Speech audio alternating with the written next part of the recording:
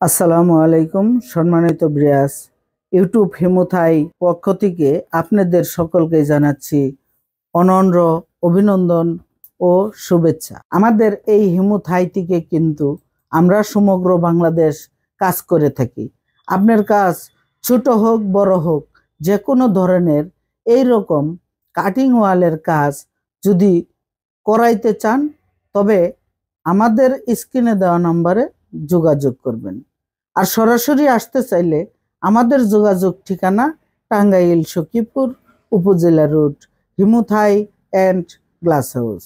আরেকটা বিষয় হচ্ছে আপনারা যদি গুগল ম্যাপে যেয়ে সার্চ দেন হিমুথাই নাম লেখে অবশ্যই গুগল ম্যাপ আমাদের প্রতিষ্ঠানে আপনাকে নিয়ে আসবে। আর দেখেন আমরা সমগ্র বাংলাদেশ এই কাটিং ওয়ালের কাজ কিভাবে করে থাকি।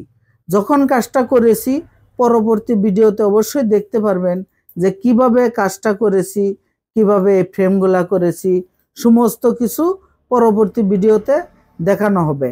আর দেখেন বর্তমানে কাজ শেষে যে আঠা দিতে হয়, আঠা দিয়ে যে মাস্কিং ট্যাপগুলো আমরা লাগিয়ে থাকি সেই মাস্কিং ট্যাপের মধ্যে আঠা দিয়ে থাকি, মানে যে জায়গায় গ্যাপ দুই পাশে মাস্কিং ট্যাপ লাগিয়ে সুন্দরভাবে মাঝখান দিয়ে আঠা দিয়ে পুনরায় মাস্কিং ট্যাপগুলো আমরা কি করি খুলে নেই।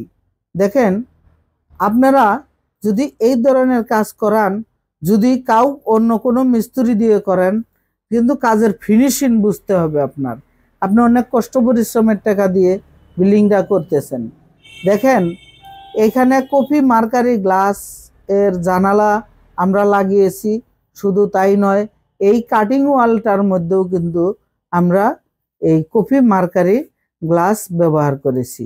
আর কাই কোম্পানির ফ্রেম ব্যবহার করেছি 3 ইঞ্চি মাল দিয়ে, কাটিং ওয়ালের মাল দিয়ে কাটিং ওয়ালটা করেছি। এখন ধীরে ধীরে আমি ভিতর পাশ থেকে দেখাবো। দেখেন এখানে এই স্পটে এসে কিন্তু এই কাজগুলো আমরা করেছি, অনেকগুলা মাল বেঁচে গেছে। এই কাটিং ওয়ালটা কিন্তু একদম ছোট্ট একটা কাটিং ওয়াল।